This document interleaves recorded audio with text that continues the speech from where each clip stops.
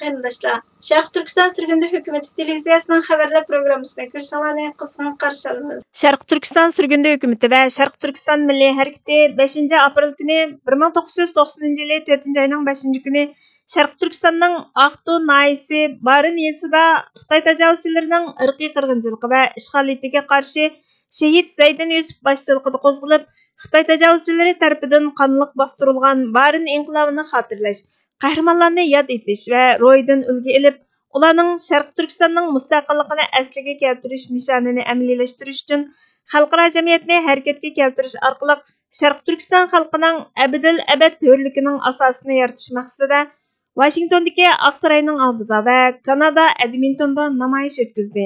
Kanadaning Edmonton shahridagi Sharq Turkiston Surgunda hukumati va Alberta Uyg'ur jamiyati birlashib o'tkazgan axborot e'lon qilish yig'inida Sharq Turkiston Surgunda hukumatining prezidenti G'ulom Osmon apandiga vakolatan e'lon qilingan axborotda mundaq deyildi. Bundan 33 yil burungi bugungi kunda Sharq Turkistonning Aqtu nahiyasi, Barin yezisi va boshqa joylardagi minglagan Sharq Turkistonliklar birdek o'rnidan dasturib Xitoyning Sharq Turkistondagi mustamlikchilik va irqiy qirg'inchilik siyosatiga qarshi namoyish qo'zg'adi. Sharq Turkiston Surgunda hukumati va Alberta Uyg'ur jamiyati shehidlarimizning botirlik ro'yini hurmat bilan eslaydi. Yana Xitoy tajovuzchilarining qo'lida irqiy qirg'inchilikqa va qul ishchilikqa majburlanayotgan Uyg'ur, Qozoq, Qirg'iz va boshqa Turkiy xalqlarni yod etadi. Biz Sharq Turkiston va uning xalqining ozodligi uchun kurash qilayotgan vaqtimizda davomli ularni eslaymiz va ular uchun duo qilamiz. O'tgan 70 necha yil mobaynida millionlagan Uyg'ur, Qozoq, Qirg'iz va boshqa Sharq Turkistonliklar Xitoyning ra'imsiz ishg'oliyati va Sharq Turkistonni mustamlika qilishi natijasida halok bo'ldi. Bugun biz bu yerga qayg'uga kollektiv motam tutish, Sharq Turkiston xalqining bosh egmas jasoratini tunutish uchun yig'ildik. Ular gerçi o'lim xavfi ostida qolgan bo'lsa-mu, tilimizni, dinimizni, zaminimizni va kimligimizni jon tikib qo'g'daydi.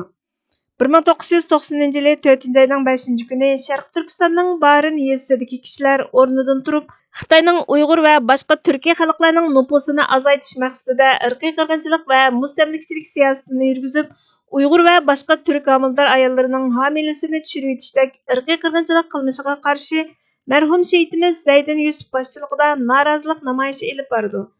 Ammo Xitoy Xalq Ozodlik armiyasi namoyishni shiddat bilan bostirdi.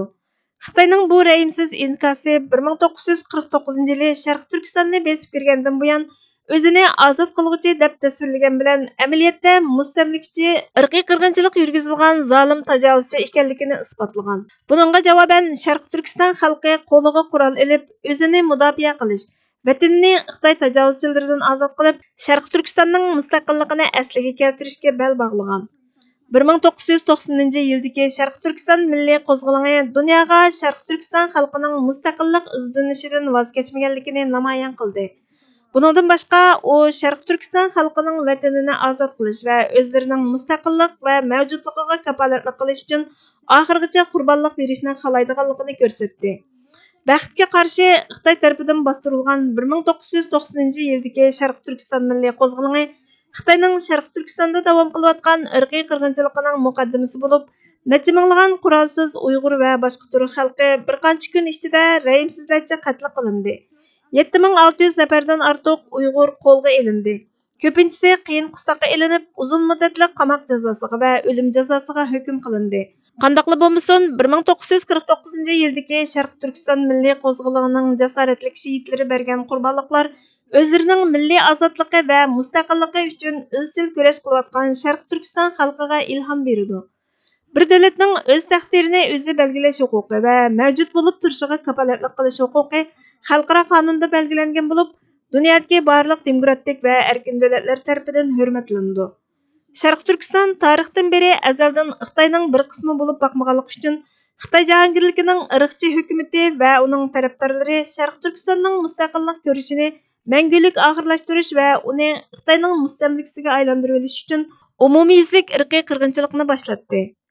Uyg'ur va boshqa turk xalqining diniy e'tiqodining ziyonkashligiga uchraganligidek xato qarash va fikrlar mavjud bo'lib, haqiqat shuki, Sharq Turkistondagi Uyg'ur va boshqa turk xalqlari Sharq Turkistonning haqiqiy xo'jayinlari bo'lganligi uchun irqiy qirg'inchilikqa duch kelmoqda. Xitayning Sharq Turkistondagi Uyg'ur va boshqa turkiy xalqlarga qarata yurgizayotgan irqiy qirg'inchiligining manbasi bo'lsa, Sharq Turkistonni ishg'ol va mustamlaka qilishidan iborat bo'lib, Sharq Turkiston xalqining mustaqilligini asliga keltirish uchun qilayotgan izchil kurashlarini yo'qotishni maqsad qiladi. Amaliyotda Xitoyning yuqori darajalik amaldorlarining oshkorlangan nutqlarida millionlagan Sharq Turkistonliklarning mustaqillik ideyasining ta'siriga uchraganligini va bu ta'sirini tamoman yo'qotishni ochiq-oshkora so'zlagan. Xitoyning Sharq Turkiston mustaqilligidan qo'rqishi uning davlat mudofaa strategiyasida aks etgan bo'lib, uningda Sharq Turkistonning mustaqillik engining ta'siriga uchrashning oldini olishni 4 cho'ng davlat mudofaa nishonining biri qilib ko'rsatgan. Xitoy 2014-yildan boshlab millionlagan Uyg'ur, Qozoq, Qirg'iz va boshqa turk xalqlarini Sharq Turkistonning mustaqillik ko'rishining oldini olish maqsadida Sharq Turkiston va Xitoyning ichkari o'lkalaridagi jazo lagerlari, turmalar, qul ishchi lagerlariga qamab, irqiy qirg'inchilik yurgizgan. Bizning madaniyatimiz va diniy e'tiqodimiz, tilimiz, kimligimiz, tariximiz va mavjudligimiz 21-asrda sistemlik turda yo'q qilinmoqda. 6 million Yahudi va boshqa millionlagan insonlar cho'ng qirg'inchilikqa uchragandan keyin Kanadani o'z ichiga olgan xalqaro jamiyat bundaq qirg'inchilikning qayta takrorlanmasligi uchun va'da berishdi. Ammo 2023-yili Xitoyning 21-asrdagi cho'ng qirg'inchilikqa o'xshash irqiy qirg'inchilik va Sharq Turkistondagi insoniyatga qarshi turish jinoyati izchil davomlashyapti. Bugun biz xalqaro jamiyatni, bo'libmi Kanada parlamenti va Kanada hukumatini yangi qonunlarni o'tirg'a qo'yish, ma'qullash va konkret harakat qo'llanish orqali Xitoyning mustamlikachilik, irqiy qirg'inchilik, ishg'ol harakatini haqiqiy oxirlashtirib, hargiz qaytalanmasin degan va'dasini amalga oshirishga chaqiramiz. Sharq Turkiston bilan Xitoyning to'qinishi Rossiya bilan Ukrainaning to'qinishiga o'xshash. Ishg'ol qilingan davlat bilan ishg'ol qilingan davlat o'rtasidagi to'qinish bo'lib, xalqaro to'qinishdan iborat. Sharq Turkiston Xitoy aytgandek Xitoyning ichki ishi emas. U ishg'ol qilingan bir davlat. Biz Kanada parlamentini Sharq Turkistonni Tibetga o'xshash ishg'ol qilingan davlat deb e'tirof qiladigan qonunlarni o'tirg'a qo'yib va ma'qullab, Sharq Turkiston Xitoy to'qinishini hal qilishga chaqiramiz. Kanada parlamenti va Kanada hukumatini Sharq Turkistonning adolatni qo'lga keltirish uchun ko'rsatgan tirishchanligini, ya'ni Sharq Turkiston surgundi hukumati va Sharq Turkiston milliy uyg'unish harakatining Xalqaro jinoiy ishlar sud mahkamasiga Si Jinpingni Sharq Turkistonda yurgizayotgan irqiy qirg'inchilik va insoniyatga qarshi jinoyat sababli tutish buyrug'i chiqarib, qo'lga olishini talab qilishga chaqiramiz. Sharq Turkiston surgundi hukumati yaqinda Twitter va Facebookda to'rdoshlar aro raisna harakati olib berib, Sharq Turkistonning mustaqilligini xohlaydigan yoki Xitoy hokimiyati ostida avtonomiya huquqini xohlaydiganligidan iborat ikki tanlashni sundi. Natijada 2400 dan ortiq to'rdoshning taxminan 99% Sharq Turkiston bilan Xitoy o'rtasida davomlashayotgan to'qinishni hal qilish chorasining mustaqil davlat ekanligini tanladi. Bu Sharq Turkiston xalqining ko'p qismining mustaqillikni qo'llaydiganligini, Xitoyning ishg'oliyatiga qarshi turadiganligini ko'rsatib berdi. Bu faktlarga asosan biz Kanada parlamenti va hukumatining Sharq Turkiston xalqining tashqi o'z taqdirini o'zi belgilash huquqini va ularning Sharq Turkistonning mustaqilligini asliga keltirish tirishchanligini e'tirof qilishini, hurmat qilishini va qo'llashini talab qilamiz. Yig'inchoqlab aytganda biz Kanada parlamenti va Kanada hukumatini Sharq Turkiston surgundi hukumatini qo'llashga, Tibetga qilgan muomalani Sharq Turkistonga qilishga chaqiriq qilamiz. Sharq Turkiston surgundi hukumatining muavin prezidenti Abdulahad Nur apandi muhim so'z qilib mundaq dedi: Assalomu alaykum Sharq Turkiston xalqi. Assalomu alaykum muajiratdagi barliq aziz qarindoshlar. Hammamizning hamma vaqtimiz, xususan bu Ramazon oyimiz xayrli bo'lsin. Qarindoshlar, bugun 2023-yili 4-oyning 5-kuni. Bugun Ramazonning 14-kuni. Shundaqla Barin inqilobining 33-yillik xotira kuni. Bu kun Sharq Turkiston tarixidagi eng ahamiyatli kunlarning biri. Chunki 33 yil burun naq bugungi kunda vatanimiz Sharq Turkistonda Barin inqilobi portlagan kun. Bu kunda Xitoy tajovuzchilarining chekidan oshgan zulmiga chidab bo'lolmagan Sharq Turkiston xalqi Xitoy tajovuzchilarining planliq tug'ut siyosati ostiga yoshirilgan irqiy qirg'inchilik siyosatiga, shundaqla bu vaqt qatliamiga qarshi urush e'lon qilgan kun. Hammamizning Ramazon oyimiz muborak bo'lsin. Bu oyda qilgan ibodatlarimiz maqbul bo'lsin va Barin shehidlarining ro'yi shod bo'lsin. Amin.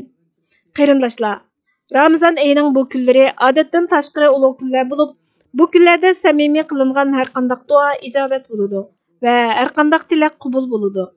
Shuning uchun bu ulug' kunlarda xususan bugun barin inqilobchilarga duo qilaylik.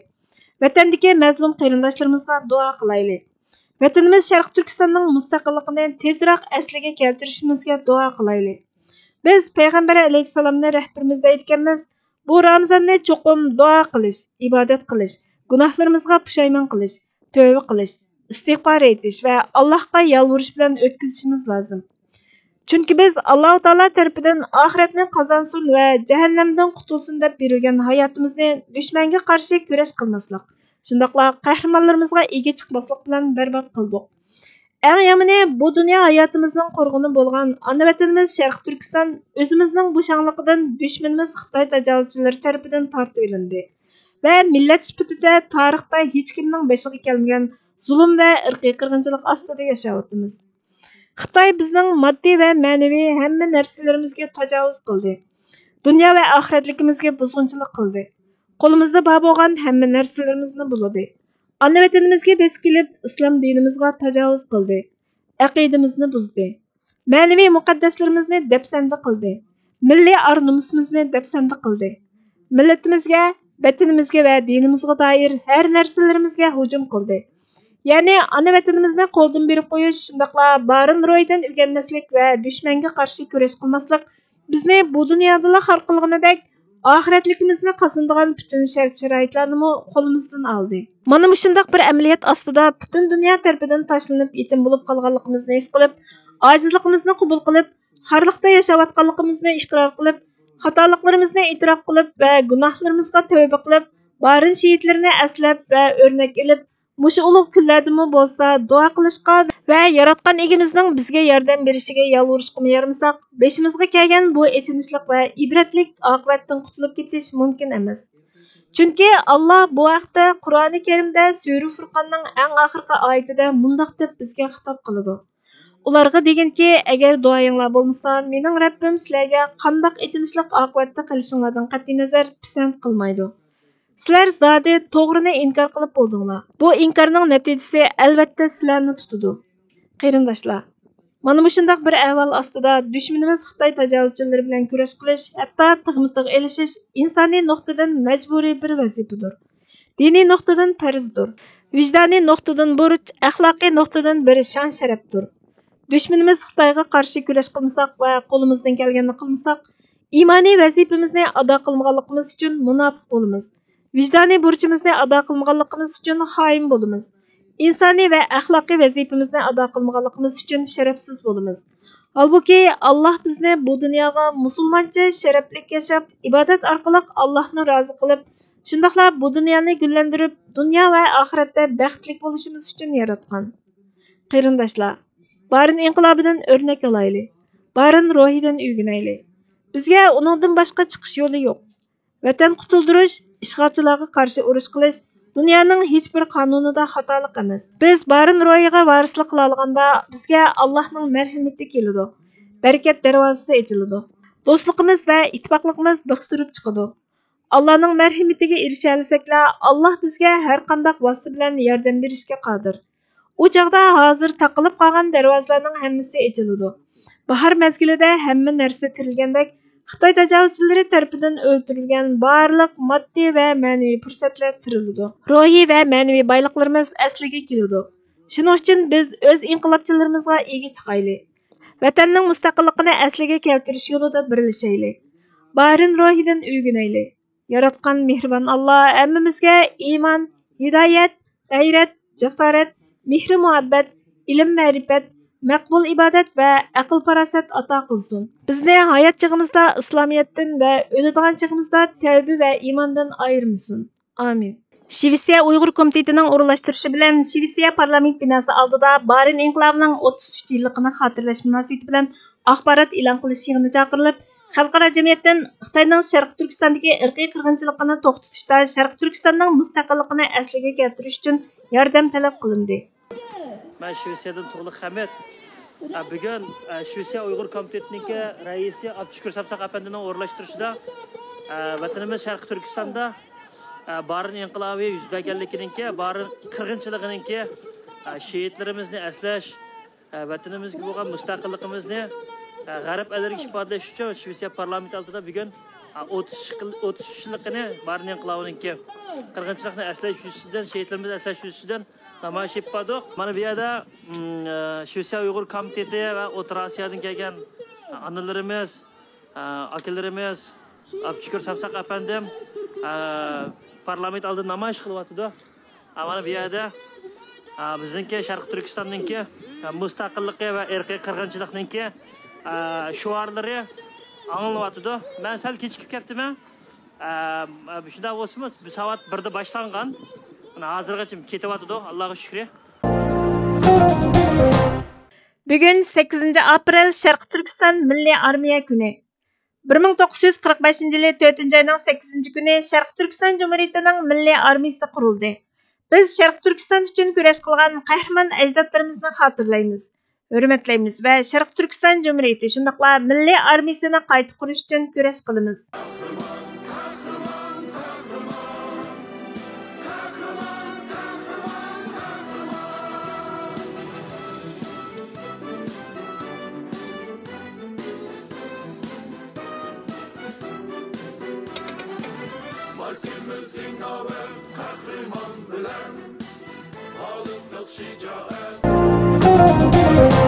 Hürmetli görürmenler, haberlerimizden kökün alay için köp rahmet. Keler kıtımkı programımız görüşükçe Allah'a emanet bolgaysızlar.